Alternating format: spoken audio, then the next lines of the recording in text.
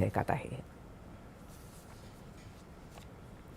राज्यसभेनं राष्ट्रीय सहकारी विकास महामंडळ सुधारणा विधेयक 2026 मंजूर केले. लोकसभेनं हे विधेयक यापूर्वीच मंजूर केले.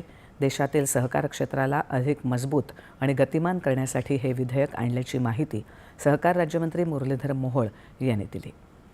राष्ट्रीय सहकारी विकास निगम कायदा 1962 मध्ये बदल करून राष्ट्रीय सहकारी विकास महामंडळाच्या आर्थिक आणि प्रशासकीय अधिकारांचा विस्तार करणं हा या विधेयकाचा उद्देश आहे. केरळ राज्याचं नाव केरळम असं करण्याची तरतूद असलेलं केरळ नामबदल विधेयकही आज राज्यसभेनं मंजूर केलं. त्यापूर्वी आज राज्यसभेत CPMचे खासदार जॉन ब्रिटास यांच्याबद्दल केलेल्या कथित अपमानास्पद विधानांवरून झालेल्या गदारोळामुळे राज्यसभेच्या कामकाजातही व्यत्यय आला.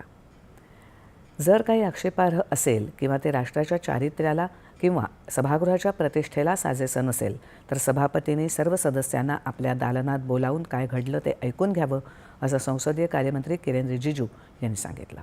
त्यानंतरही गदारोळ कायम राहिल्यानं कामकाज दुपारी 2 वाजेपर्यंत स्थगित करण्यात आलं होतं. माजी राष्ट्रपती रामनाथ कोविंद